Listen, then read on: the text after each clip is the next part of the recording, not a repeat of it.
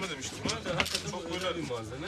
Rahat tutuşmamış. Buralara dökülmüş şeyler bunlar ama tutuşmamış.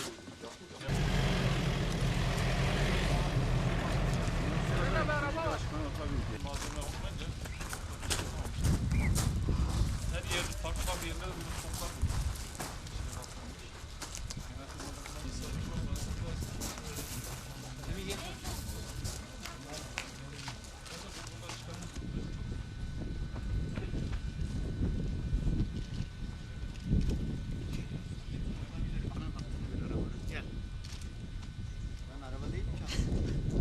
Hayır. Amalı köyümüzün dibi. Şimdi bu tesisten çok faydalanacak köyümüz. Tabii biz henüz o bilinci sahip değiliz. Evet. Yarın köylü vatandaş merak eder. Gelir işte ne bileyim bir cihazla uğraşır ve onu devlet dışı bırakmaya çalışır.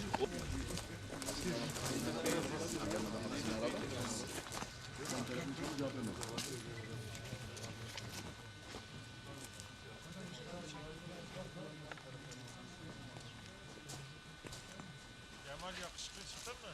Evet. Ben zaten yakışıklıyım Cemal. Bu tarafa şöyle şuraya al. STK'ların içindeki çalışmalar ben yaparım ya. Oradan koyma falan burada. Dünen Abalı kayak testlerinin yakıldığına dair bir bilgi aldık. Biz de bugün burada incelemede bulmak üzere ilimizdeki mevcut meslek odaları, spor kurslarıyla birlikte gelip yerinde bunu görmek, incelemek ve yerinde bunu teyit etmek için buraya gelmiş bu noktayız. Şimdi tabii burada Abalı spor kayak testleri ilimizin geleceği anlamında, turizmi anlamda çok önemli bir tesis. Buna çok önem verildi. Buna kaynak aktarıldı. 6 milyon TL civarında bir kaynak aktarıldı. İşte görmüş olduğunuz gibi her yıl ilimizin de diğer illerle rekabet etmesi için bunu çok önemsedik. Mesela Erzurum gibi bir yerle ilgili, işte Erzurum dünyanın turizmi anlamında kayak tesisi. Burası da neden öyle olmasın ama maalesef işte gördüğünüz gibi aşağıda siz de gördünüz. Hem o kafeterya hem de bu kumanda merkezinin yakılması gerçekten kabul edilir bir durum değildir. Değerli arkadaşlar, yaklaşık 15 gün önce böyle elim bir olay yaşadık. Şu anda yaklaşık zararımız 500 milyara yakın bir zararımız var. Tabii tespit çalışmalarımız devam ediyor. Çalışmalar devam ediyor dediğim gibi arkadaşlar. Efendim kimler yaktı ya da kimler tarafından yakıldığı belli mi? Yani arkadaşlar PKK tarafından da üstlenildi olay. Olaydan birkaç gün sonra kendi sitelerinde. Bizim burada da yaptığımız soruşturma araştırmalar da örgütü gösteriyor.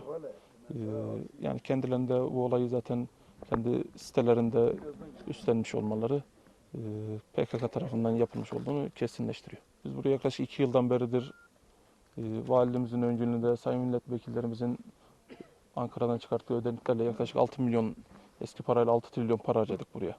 Yani tek amacımız bölgede turizmin gelişmesi, bölge insanımızın işte kayak gibi lüks denen bir sporla tanışması, buradaki gençlerimizi işte tekvandoda dünya olimpiyat ikincileri çıkarttığımız bir dalda işte kayakta da Van'ı ismini ön plana çıkarıp Van'dan neden olimpiyat şampiyonları, dünya şampiyonları çıkmasın onun mücadelesini yapıyorduk. Gerçekten de 2 yıldır çok güzel çalışmalar yapılıyordu. Ama anlaşıldığı kadarıyla birileri bu işten rahatsız oldu.